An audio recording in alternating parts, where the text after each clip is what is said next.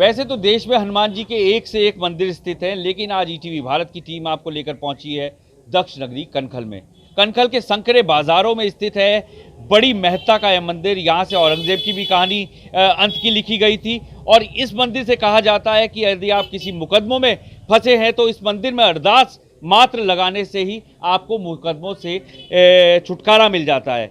बात करने के लिए यहाँ के मुख्य पुजारी इनसे बात करेंगे। महाराज जी, क्या महत्ता है इस मंदिर की? देखिए, महत्ता ऐसी है कि यदि आप किसी भी मुकदमे के अंदर फंसे हुए हैं तो आपको जो है मुकदमा, अगर यहाँ पे आप आते हैं, यहाँ पूजा पाठ करते हैं तो आपको मुकदमे के अंदर विजय प्राप्त होगी। ये मंदिर की स्थापना 17वीं शताब्दी में जो है, जब जो है पूरे ब्राह्मण जो है वहाँ से राजस्थान से यहाँ पे आ रहे थे और उनके ऊपर जो है जजिया कर लगाया गया, तो उन्होंने हमारे जो पूर्वज थे पंडित चंडी प्रसाद मिश्रपुरी, उन्होंने इस बात का विरोध किया और विरोध के बाद उनके ऊपर जो है वो देवबंद पे जज बैठता था, काजी बैठता था, वहाँ से उनके ऊपर समन उनके ऊपर आया और उन्होंने कहा कि फिर उनको रात को स्वप्न के अंदर भगवान जी हनुमान दिखाई दिए। वो घबराए बहुत, कि कहा कि अगर आप इसमें मंदिर की स्थापना करें और इस नक्षत्र में करें तो आप निश्चित रूप से आपको विजय मिलेगा और ये आतताई जो है ये मृत्यु को प्राप्त होगा।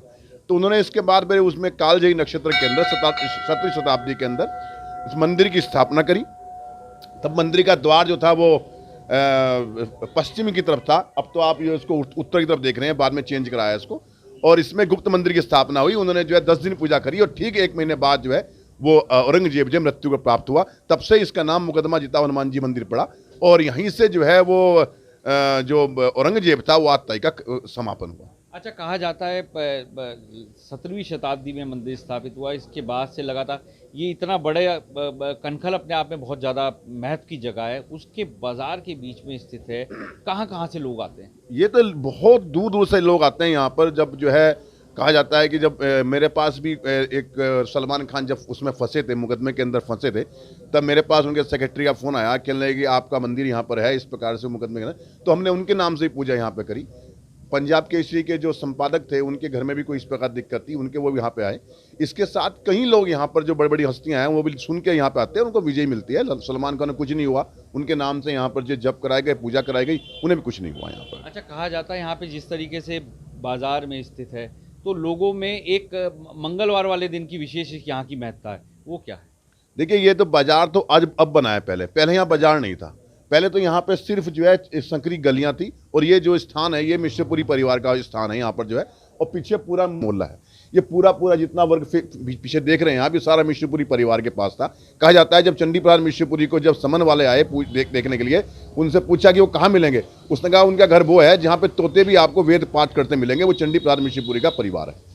तो यहाँ पे वो उनका आश्रम था यहीं पर जो है, और यहीं पर उन्होंने इस मंदिर की स्थापना करी। एक यहाँ पे बड़ी बात यह है कि यहाँ लिख के अर्जी लगाई जाती है, वो क्या कहानी है? हाँ, यदि आपके मन में कोई शंका है कि आप इस मुकदमे में फंसे हुए हैं, झूठे मुकदमे के अंदर फंसे हुए हैं, तो झूठा मुकदमा होना चाहिए।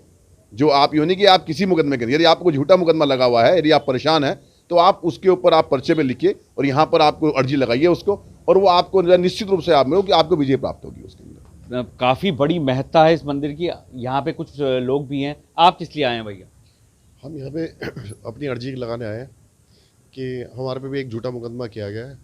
हम उसी अर्जी के लेके आए हैं।